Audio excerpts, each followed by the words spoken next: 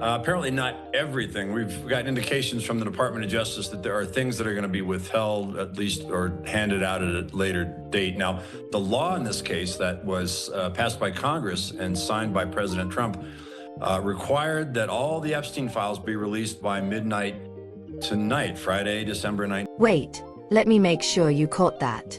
The same Justice Department that just dumped millions of pages of Epstein files onto the internet is the same one that gave Jeffrey Epstein immunity back in 2008. The same department promising transparency is the one where a federal magistrate named Bruce Reinhart took more than $20,000 from Epstein while he was supposed to be part of the team handling the case. And that magistrate is still on the bench today. Still there, still hearing cases. So no, this is not the story where the bad guys finally get exposed and justice arrives in a neat package. This is the story where the people who helped protect the network are still sitting in positions of power, and the only reason we know anything at all is because Congress forced the files out. That's fair, and when it came to Maxwell, it was about the idea, right, they would bring these girls in, and then they would have them recruit other girls, and that was kind of the network that was being built up. From a prosecutorial point of view, from a legal point of view, if somebody's looking at this and saying, wait a minute, I'm looking at these filings, and they're identifying certain people, or they're redacting certain other people, and they say, there's not enough evidence to charge this person, or limited evidence regarding involvement. What does that mean? So for a layperson. Let me walk you through Reinhart, because this is where your stomach starts turning. He was a federal prosecutor in South Florida during the Epstein investigation. He was not officially assigned to the case, but the lead prosecutor, Marie Villafana, consulted with him about legal strategies involving Epstein's assistants. That is normal enough, right? Colleagues talk. But then Reinhart told Villafana something that should have ended his involvement immediately. He said he was best friends with one of Epstein's defense attorneys, a man named Jack Goldberger. Best friends. And here's where it gets worse. While Reinhart was still employed by the U.S. Attorney's Office, he registered his own private practice at the exact same address and suite as Goldberger. Same building, same floor, same office suite. That address also happened to be the location of the Florida Science Foundation, a non-profit Epstein set up as a front to get work release during his jail sentence. So Reinhart was sharing a professional address with Epstein's lawyer while still consulting on the Epstein case. And after all of that, billing statements showed Epstein paid Reinhart more than $20,000 for representing Epstein's employees. $20,000. Reinhart is now a federal magistrate. He still sits on the bench. The Justice Department has never charged him with anything. If you tend towards cynicism or skepticism, you might wonder, is everything about Epstein and his powerful male friends, is that coming out? That remains to be seen. So, what was the deal that made all of this possible in the first place? Let me give you the short version, because the details are where the real horror lies. In 2008, Epstein pleaded guilty to state charges. In exchange, he received federal immunity for much more serious offenses.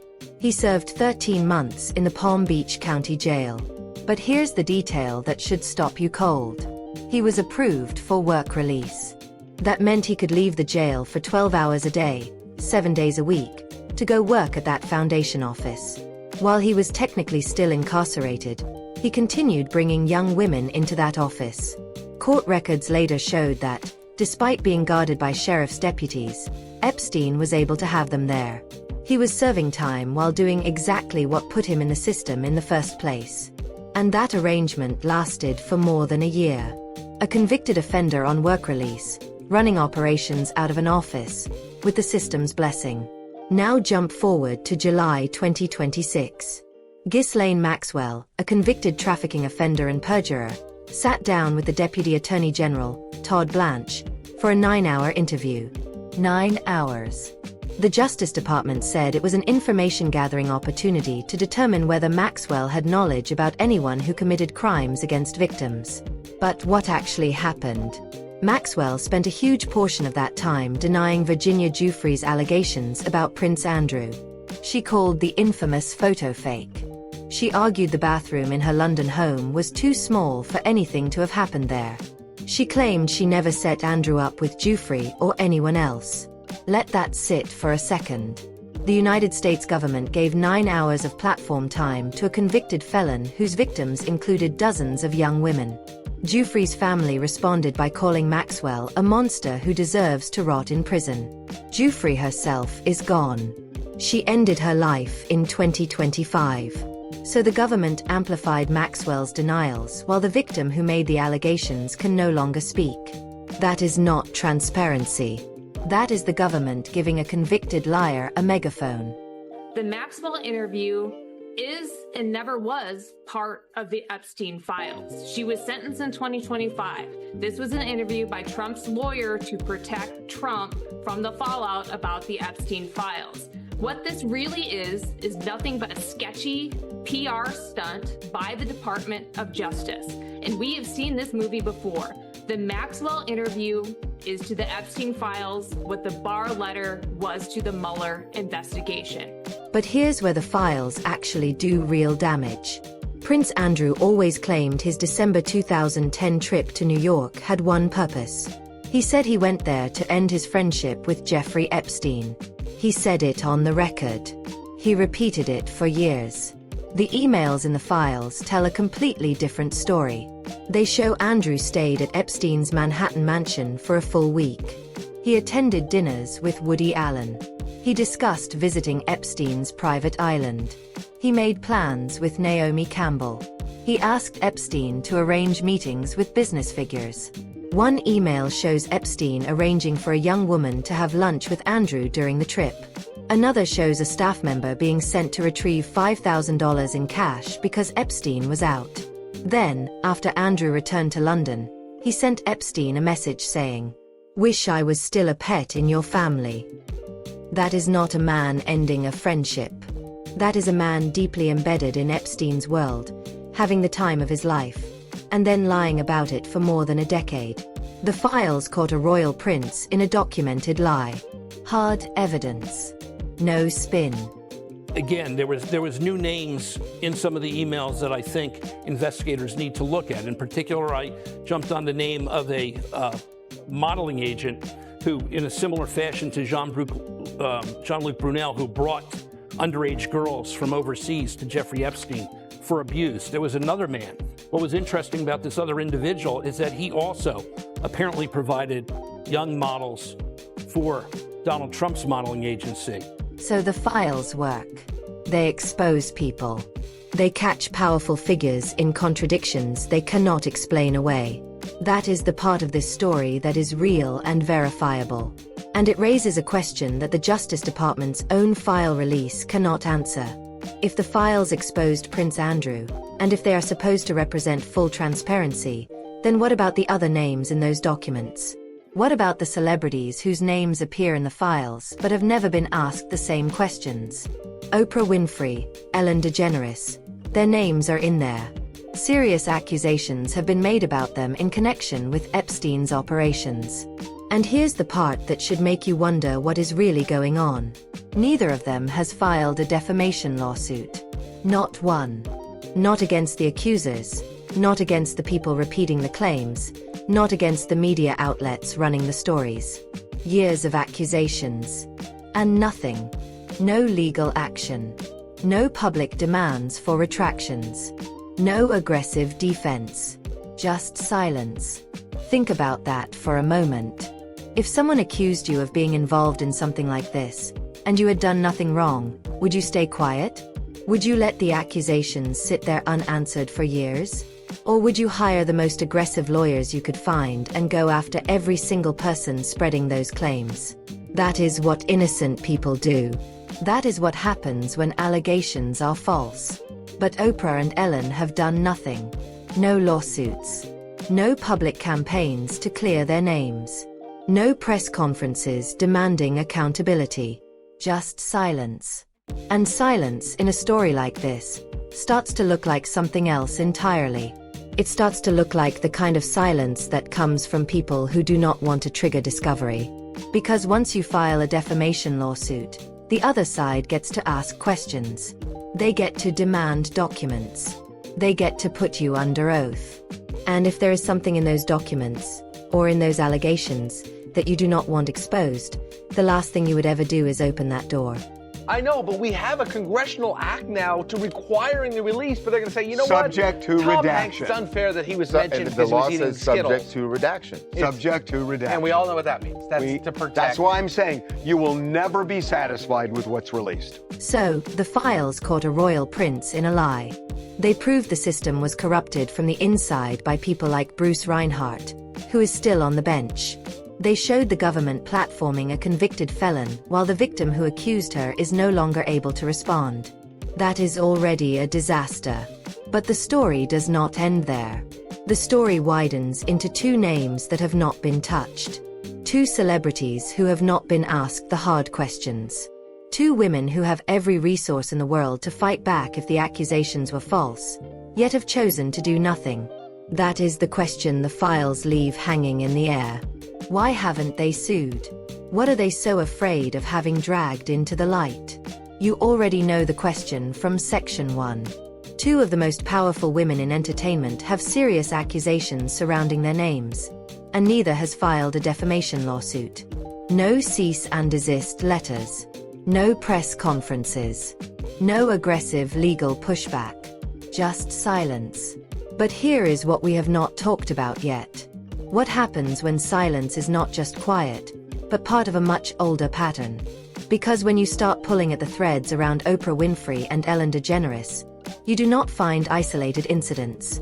You find decades of proximity to predators, strange incidents, and witnesses who keep getting shut down right before they can speak. From what I've gathered from your articles, this seems to be a global network that Epstein was a part of, and I believe there are multiple Epsteins. Like, I don't believe that Jeffrey Epstein was the head of the snake. Yeah, like, you know, they never go after the head of the snake. They never go after the head of the snake, quote unquote, are just, it's the billionaire class, and so there's a faction of these billionaires in our oligarchy. And of course, the American oligarchy, you know, the American oligarchs don't necessarily, a lot of them don't have an allegiance necessarily to the United States. Let us start with the pattern around Oprah Winfrey, because it is not subtle.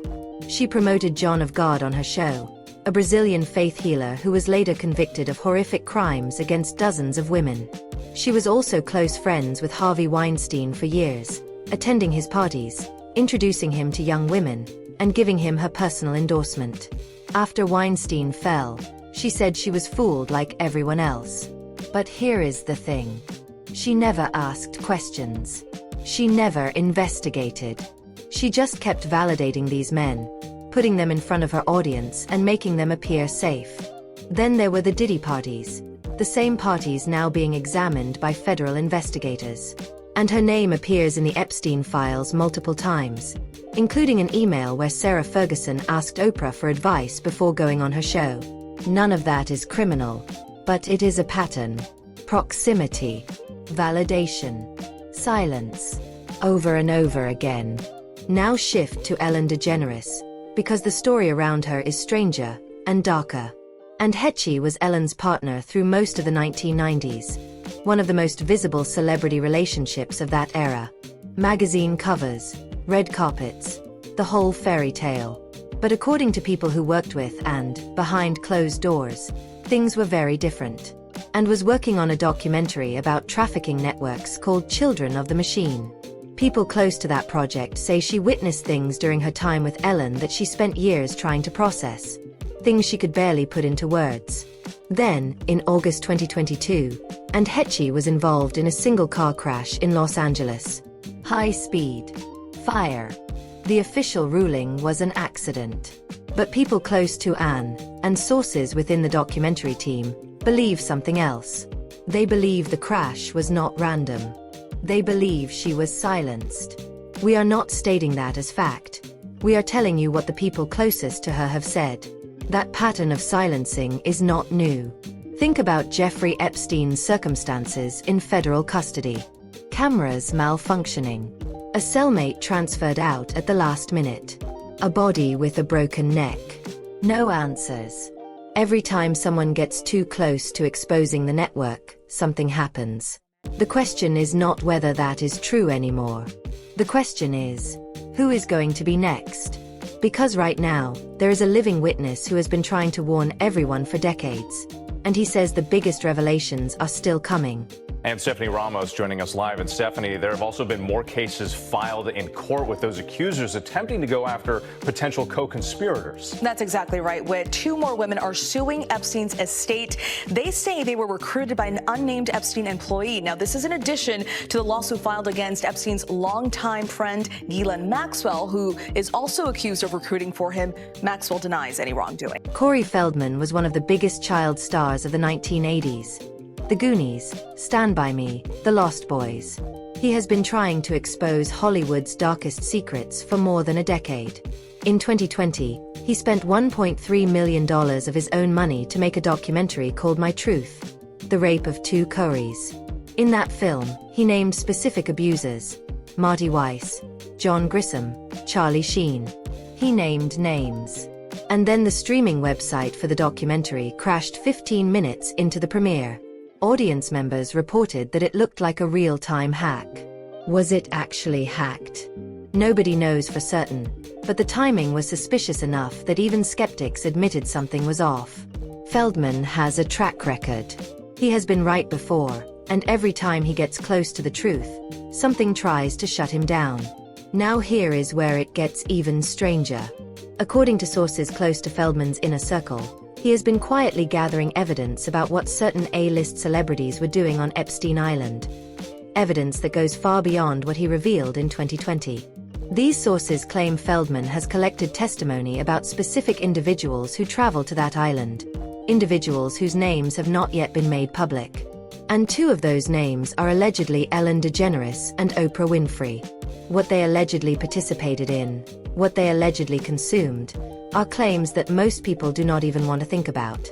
Jim Caviezel, the actor who played Jesus Christ and later starred in Sound of Freedom, has described similar ideas for years.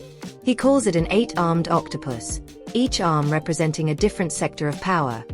Hollywood, politics, finance, media. Cut off one arm, and another grows back. You have to take the head. Feldman claims he has the evidence to do exactly that. There is also the unfinished documentary and Hetchy was working on, Children of the Machine. According to sources within the production team, it is still being completed, even after Anne's death. And when it is released, they say it will name names that have not been named yet. It will show connections that have not been made public. It will expose what Ellen DeGeneres allegedly knew, and what she allegedly participated in.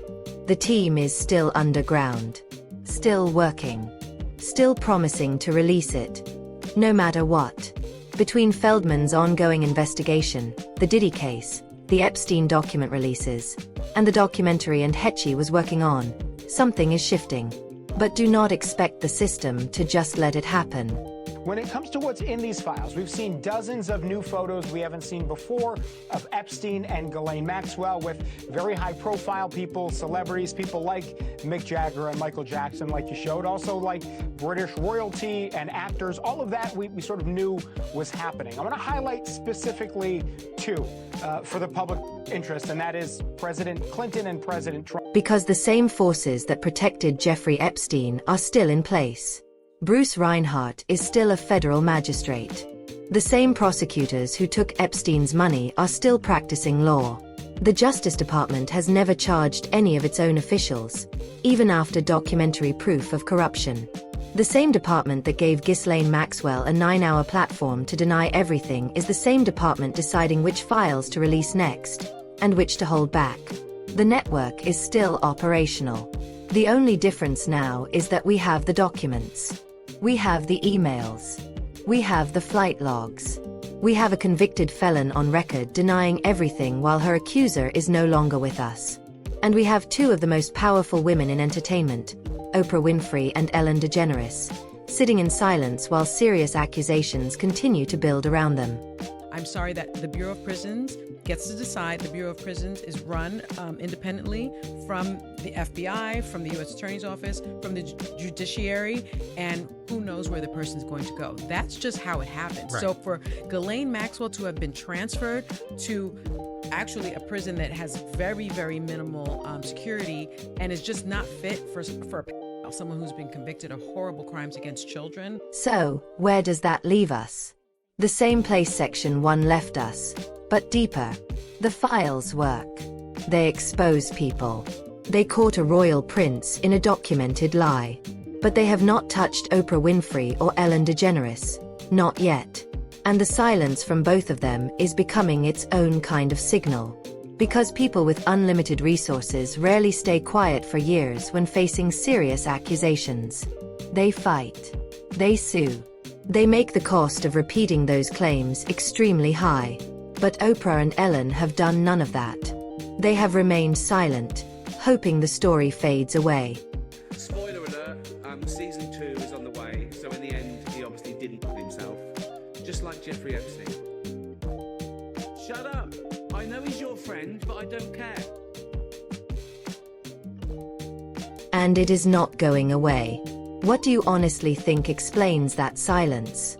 If someone accused you of something this serious, and you had done nothing wrong, would you just ignore it for years?